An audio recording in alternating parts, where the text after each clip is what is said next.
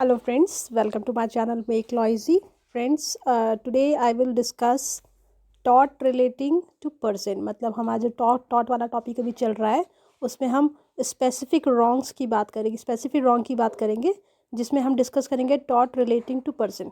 देखिए, taught relating to person जो है इसको ट्रेसपास टू पर्सन भी कहा जाता है और इसके लिए जो अलग अलग टाइप के जो टॉट हैं उसके बारे में हम पढ़ेंगे, एक एक करके मैं पढ़ेंगे। इस वीडियो में हम सिर्फ असॉल्ट के बारे में पढ़ेंगे।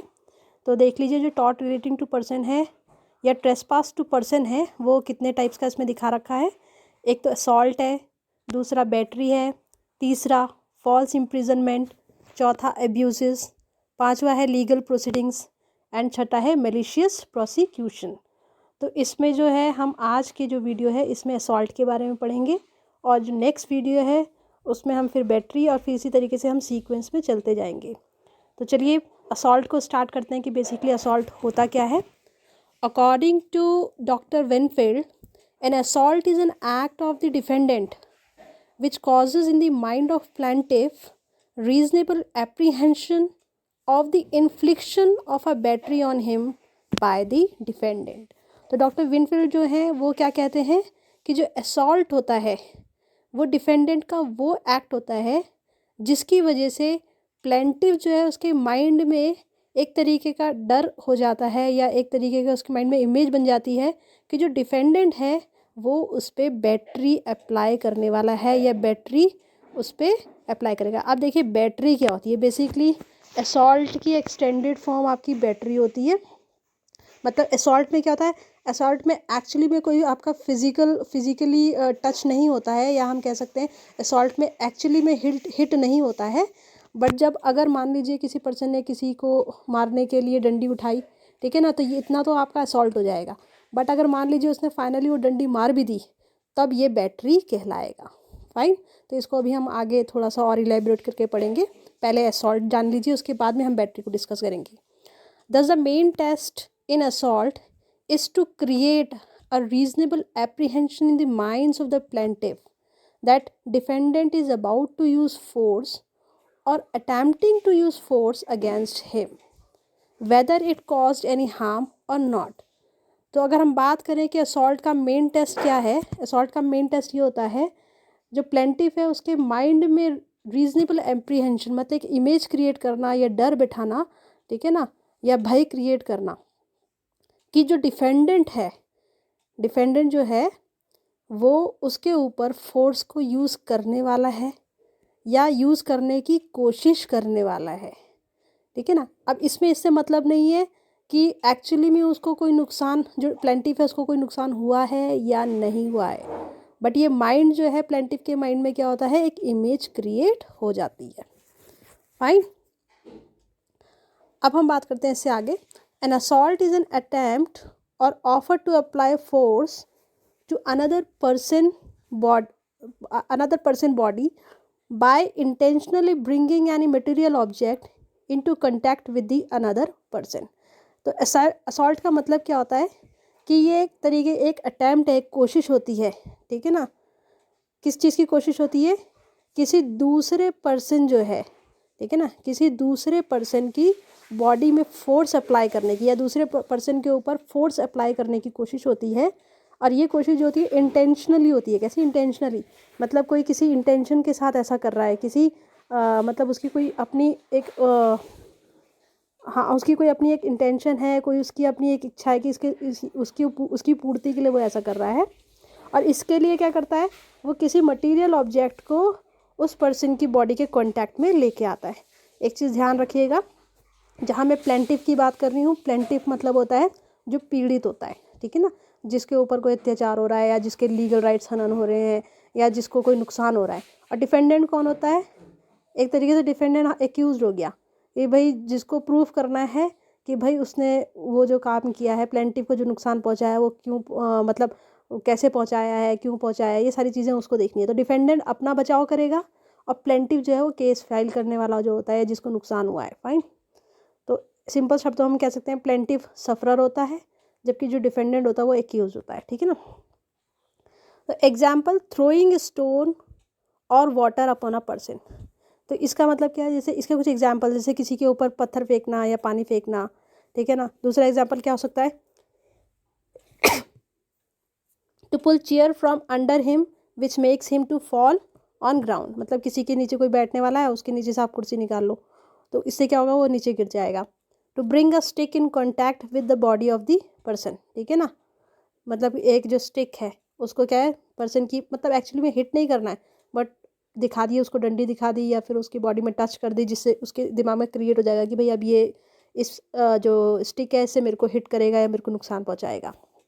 Next, in assault force is not actually applied but only attempt is made. this is very very important line कि जो assault होता है, assault में force को actually apply नहीं किया जाता है, सिर्फ कोशिश की जाती है।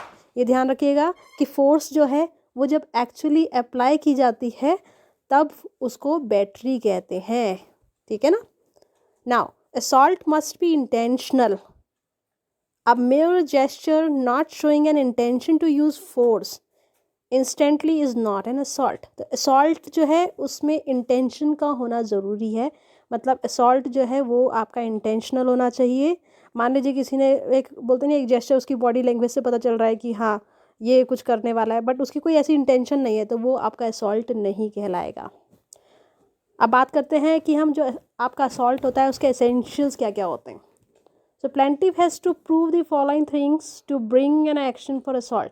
अगर plaintiff जो है उसको assault के लिए, मतलब किसी के अगेंस्ट केस फाइल करना है assault का, तो उसको कुछ चीज़ें प्रूव करनी पड़ेंगी, जैसे कि intention to use force, मतलब जिस पर्सन ने उसके ऊपर assault किया है, assault का attempt किया है, उसकी intention को प्रूव करना पड़ेगा। और दूसरा कैपेसिटी टू यूज़ फोर्स, मतलब जो पर्सन है जिसके अगेंस्ट वो केस फाइल करना चाहता है असॉल्ट का, उसकी कैपेसिटी भी होनी चाहिए। मतलब ऐसा नहीं है कि कोई बहुत, मान लीजिए बहुत तंदुरुस्त सा इंसान है बिल्कुल सक्षम तरीके से, और वो किसी बिल्कुल दुर्बल और वैसे इंसान पे अगर कुछ वो लगा दे, दुर्बल और वैसे इंसान पे अगर वो मान लीजिए चार्ज लगा दे तो उससे ऐसा नहीं होएगा कि, मतलब भाई कैपेसिटी भी तो होनी चाहिए। अब जो दुर्बल इंसान है वो कैसे उसको बहुत शक्तिशाली और मोटा, बहुत एक बोलते नहीं है स्ट्रॉन्ग आदमी है, उसको किस तरीके से असॉल्ट करेगा, राइट। सो अब हम ये जो इसके जो दो एसेंशियल्स दे रखे हैं इसको हम डिस्कस करेंगे इलेबोरेट फॉर्म में। तो पहला है इसका intention to use force. To bring an action for assault the plaintiff has to show that there was some gesture or preparation by the defendant which constituted a force. तो intention को show करने के लिए या intention को prove करने के लिए जो प्लेंटिफ है उसको क्या प्रूव करना पड़ेगा, कि उसको ये प्रूव करना पड़ेगा कि भाई जो डिफेंडेंट है उसकी तरफ से कुछ उसने किसी तरीके का जेस्चर शो करा या किसी तरीके की उसकी प्रिपरेशन थी, है ना, कुछ उसकी प्रिपरेशन थी। जेस्चर मतलब जैसे बोलते नहीं है किसी की तरफ गुस्से से बढ़ना, मतलब बिल्कुल मुट्ठियाँ बट के किसी की तरफ ऐसे भाग, मतलब गुस्से में आ रहे हैं, तो वो भी एक तरीके का जेस्चर हो गया। प्रिपरेशन मान लीजिए कि किसी ने भाई पत्थर उठा लिया या कोई डंडी उठा लिया हाथ में, या पानी उठा लिया कि भाई जी अब मैं तुम्हारे ऊपर फेंकूंगा, तो ये मतलब ये शो करना पड़ेगा भाई कि किस तरीके की प्रिपरेशन थी और किस तरीके का उसका जेस्चर था। Mere verbal words or verbal threat is not assault nor a threat considering only of gesture unless there is an immediate intention and a capacity और ability to carry it out.